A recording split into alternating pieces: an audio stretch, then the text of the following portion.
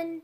Today I'm going to be doing something a little bit different and a little bit special because this is very, very meaningful to me. So I have mentioned in a couple other videos and on my Instagram multiple times that I am a writer and now officially a published author.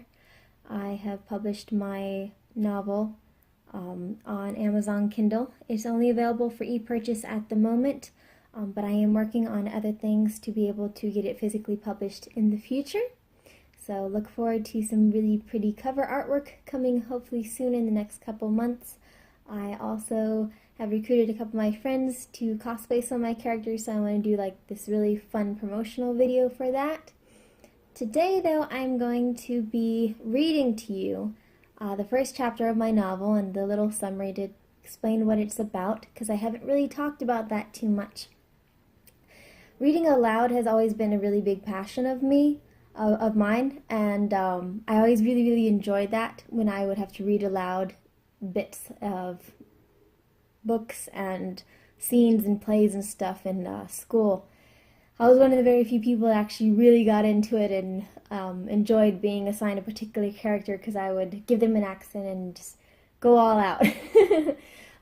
This time it's a little bit more nerve-wracking because not only is it my baby, but I know I have a much wider audience now kind of listening in.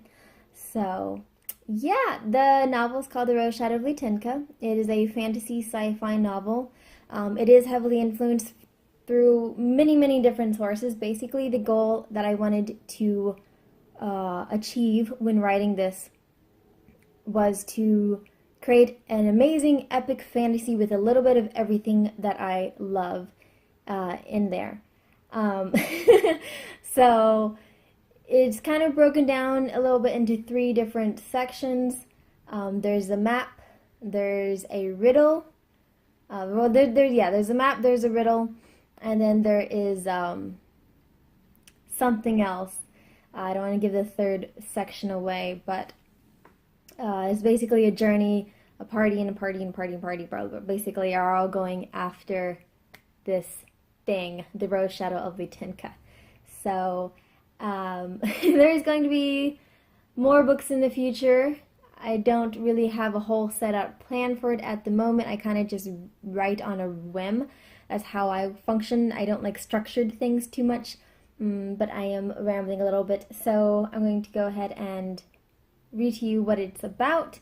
Nemo will be joining us, Mr. Fluffy Buns, in the background. So let's get into it. So The Rose Shadow of Leetenka, a Rasen Atsuro saga, in case any of you guys are wondering how to pronounce his name. A planet secluded from all others, Varto holds an enshrouded secret and treasure, the Rose Shadow, a sword created by the Leetenka family that creates great power and wisdom. Many have set out to find it. None have returned. Now, 1,000 years later, the last descendant of the Leetenka family has set out to retrieve what is rightfully hers, and Rasen is hired to bring her back. An ex-bounty hunter, Rasen wants nothing more than to be left alone in his suave and secretive ways, not go after some runaway girl. But things change as friends rope him into doing the job. And he's not the only one after her. There are others as well with their own agenda. The path to the sword is a deadly, chaotic hunt, and holds answers for Rasen and his companions.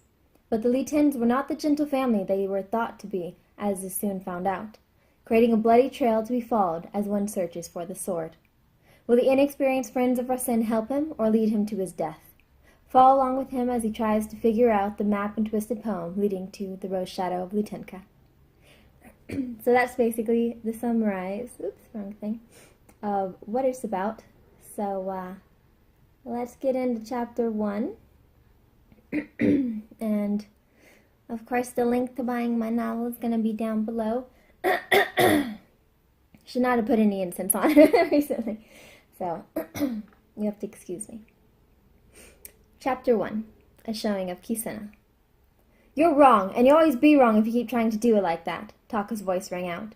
You've got to stop being stubborn. I can't wait any longer. If I don't, his words were cut off. We either do it this way or we don't do it all. Do you understand me? He looked over at her, his eyes in earnest, but he understood her words.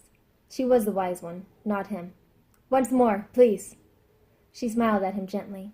Her blue skin blended in with the darkness. "All right. Here's what you need to realize. The stealthier you become, the better your chances are going to be. Power is not always everything."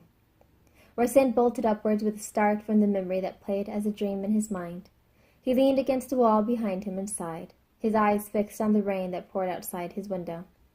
Without his teacher here to guide him along the path of Kisena, a martial art that combines the use of swords, kicks, and high jumps all at very high speeds, where would he go from here on out?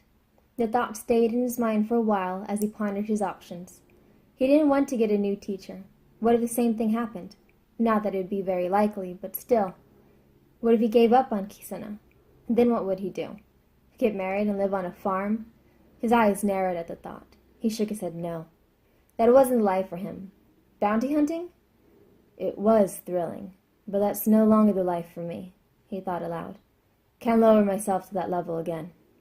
Rasen shook his long, dark violet bangs out of his eyes, face pale and handsome with smooth features. He stopped thinking about his future for a moment and allowed his teacher to drift back into his mind. You'd think after years of hunting I'd have been able to... He smirked. Was it, never have any regrets, or don't do anything that you'll ever regret, that she used to say all the time? Looking down at the bed he was in, he stretched his legs out and yawned. Either way, she wouldn't be too happy about this if I told her I still hung on to something like that. He plopped his head back down on his pillow, kicking the blanket half off the bed, and allowed the rain to put him to sleep. Come on, get up, you lazy bum! I won't let you sleep all day and go without pay from you! A woman's voice rang out loud and clear. Rasen's dark blue eyes lifted open slowly, and he moaned, throwing the pillow over his head, trying hopelessly to block out the nagging voice and brilliant sunlight now streaming in through the wooden-framed window's sheer curtains. The room was cozy and quaint, but well kept for a small town. Do you know what time it is? It's 4 set. 4 set, not 2, but 4! Oh, really? That's a first with you. Rasen slowly raised his head to sleepily stare at the young innkeeper, who didn't look too much younger than him. Her light green hair was pulled back into a high shoulder-length ponytail, behind lightly tanned ears, and as usual, she wore loose-fitting clothing that resembled a maid's uniform, but in shades of gray and white, minus the frills, and she wore gray pants beneath her dress. Her brown eyes glared at him. You know, if you weren't so pushy towards me, I would actually say you're kind of cute, but you will never change, he said, casually getting up. He started to take off his white tank, then he looked over at her. You going to stand there as a change, or what? Not that I really mind, but it would seem a bit awkward. She blushed, turned on the spot, and then sped out of the room, slamming the door behind her. Rasen snickered as he threw on his black trench coat over a white V-neck shirt, black pants, and boots. He ran his fingers through his hair and checked to make sure he still had on his cuff and chain silver earring in his left ear, then went out of the room and hopped down some old stairs as he tied on a black leather choker. He was 27 and aging very well. I'm here now, Tessia, he said nonchalantly, voice smooth and deep, entering the main room of the wooden inn. To his left was a large fireplace and a few chairs with a table placed neatly between them. An overly large wool rug lay beneath it all. And of course, you're 3 coup, so you no longer have to fret. He threw 3 large silver coins on the front desk to his right. To borrow a phrase from you, that's the first. She picked up the coins and placed them in a burgundy pouch, which she then locked away underneath the counter. Her voice was always sharp and determined. Oh, how sweet you are, Rasen smiled cat-like. Keep it up and your hair will turn as dark as the foliage in the forest. Aren't you on your way out for breakfast yet? She snapped back at him with a glare. If you be nice, perhaps I shall bring you back a small pink cake. Is it not your favorite? He winked at her and strolled out the door, leaving her speechless. Good morning, Rasen. Did you sleep well? A young girl, looking closely like Tessia, said, as she watered a flower box filled with exotic, vibrant blue flowers. Yes, I did, he smiled and looked down into her large sky-blue eyes, the one thing that set her apart from her sister's appearance, besides the age difference.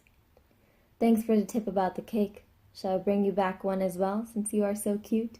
You are too kind, Rasen. I wish I was the older one. She put the back of her hand over her mouth as she giggled. Oh, and why is that? He asked, stooping down in front of her and giving her a sly look. She was taken off guard and her eyes became big, face slightly pink. No reason. Rasen chuckled. I shall be back. And with that he turned and walked down the central dirt street into the heart of the bustling town. Goodbye, she called out quickly, watching him go. Rasen wandered across the street, passing people by, each one different than the next, and came to stop in front of the Blue Moon Bar and Restaurant. As he pulled open the door, two men charged out, arguing with each other. The taller one with red hair bumped into Rasen and shouted, "Watch it!" "Sorry to be an inconvenience," Rasen replied, and then entered inside. "Ingrates," he mumbled to himself. He took a seat near the large front window, and a waiter came over shortly after. He ordered a set meal and watched outside. There was a little girl in a very frilly and lacy white dress with blue trim, spinning circles with her doll in outstretched hands, her curled pigtails flying in the air. The girl accidentally let go, and her doll went flying. Rasen smiled and continued watching as the girl went over to the two men from earlier, asking for her doll back, since one of them had picked it up. The men did not return the porcelain aristocratic doll, however, and instead tossed it between them back and forth. The girl tried to grab her doll, her eyes starting to well up with tears due to her fright and frustration. Rasen's eyes darkened as the waiter came and served him his food.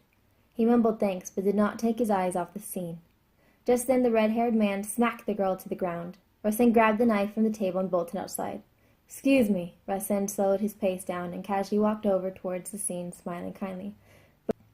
"But may I ask what this child has done to deserve such punishment?" Rasen hid the knife underneath his coat in his pants back pocket. "Why do you want to know about it?" the red-headed partner asked. His hair was long, with eyes snake-like and orange-brown. It matched the green tinge of his skin. "Hey, you're the jerk from earlier who rammed into us. Get lost. You're lucky we aren't deciding to mess with a priss like you instead," the redhead said. Rasen tilted his head down and looked upwards at the man. "I am terribly sorry, but I cannot leave the scene until you stop bothering this child." The redhead grabbed the girl roughly by the arm and pushed her back to his accomplice. "Hold on to her for a moment." "It's been a while, but I guess—" Rasen easily dodged a punch and pulled out his knife. "I could use the training." Rasen leapt high into the air and did a spinning jump kick at the man's face with incredible speed, sending him flying onto his back. Keegan, the black-haired one, pulled out a large gun from underneath his coat and pointed at Rasen. His partner, Fael, slowly stood up from the ground, stunned by Rasen's counterattack. The young girl gasped when she saw the gun and struggled to pull away from Keegan's clutch on her. Rasen glared upwards at them from his lowered head. "This baby's got 2 rounds of 8 bullets each, and it automatically cocks and loads 'em. All I've got to do is hold down the trigger and point," Keegan said viciously, squeezing the girl, who cried out in pain. A crowd started to form around them. "You want to try and save her now? Go ahead. I dare you. Doesn't matter if I shoot you or not. I've already got a bounty on my head that's worth over 23,000 ku." He smirked maliciously and leaned forward. "And I hardly think that you'd be able to outmaneuver a gun this fast." He started laughing like a demon and pulled down the trigger. Instantaneously, Rasen threw the knife toward the barrel of the gun at a phenomenal speed, knocking it upwards so that it shot high into the pale purple sky. Rasen raced towards the man and punched him in his gut with his swiftness, adding force to the impact. He then reached out to capture the falling gun, and upon seizing it, spun to face Fael, who whipped out his own automatic gun. Keegan fell out cold with eyes rolling upwards in his head as dust settled around him. "You should go home now," Rasen said politely towards the girl. She was released from Keegan's grasp when Rasen punched him, pulling the girl away from him at the same time. "Thank you," the girl said in amazement, grabbing her doll from the ground, and then ran off towards the crowd where her mother embraced her. All the while, Fael and Rasen stared each other down as a cool breeze blew. Rasen smirked and lowered his head, glaring upwardly at his opponent. "Kisuna style," he whispered to himself, and charged the guy, who readied the trigger. Fael was caught off guard by Rasen's speed and only had enough time to aim and shoot one bullet at Rasen's heart, and it was right on target. So that's chapter 1. Hopefully you guys have enjoyed it. And I didn't make too many mistakes reading that. So yeah, if you guys have any questions or something about my novel, feel free to ask them down below. I'd be more than happy to answer them. So yeah, if you do like thrilling adventures, this is one. Or so I like to think. I get really into my writing and stuff. And as I've said before, I do have other short stories that are going to be coming your way. It's just been kind of hard to get back into the swing of writing. Yesterday I was supposed to sit down and write some stuff on some short stories, and I instead wrote this whole other 15-page long thing. So that might be coming in the future. I don't know. I'm kind of sitting on it right now. So yeah. And for those of you who are used to kind of my writing style, I usually write short, scary stories. So my novel does have a bit of some dark elements into it as it progressively gets into the storyline. It gets darker and darker, and that's kind of how the series is going to be, hopefully. So yeah, it kind of starts off a little bit lighter, but it does get a little twisted. So look forward to that if you like those kind of things. But at the same time, it is a really fun story. So, and as I said before, I never thought I myself would have kids. So there are 2 kid characters in here that are basically were supposed to be my children. So, yeah. And then my favorite character, you don't get to meet him right away. But yeah. So, links will be down below. Thank you so much for watching. Please, please, please share this video on your social media and with some friends. I would greatly appreciate it. Thank you guys so much, and I'll see you next time. May the force be with you. Bye-bye. He looked over at her, his eyes in I'm gonna have to edit this video after all. The men did not return the porcelain. But may I ask what this child has to discern? What do you want to know? The red-headed partner asked. His hair was long with... What do you want to know? The red-headed partner asked. His hair was long with eyes snake-like. What do you want to know? Why do you want... I can't even read my own freaking tidbit vision. He then reached out to capture the falling gun, and upon seizing upon it... No. He then reached out to capture the falling gun, and upon seizing it... Yeah, I said that right. Why did it stop? He then reached out to capture the falling gun.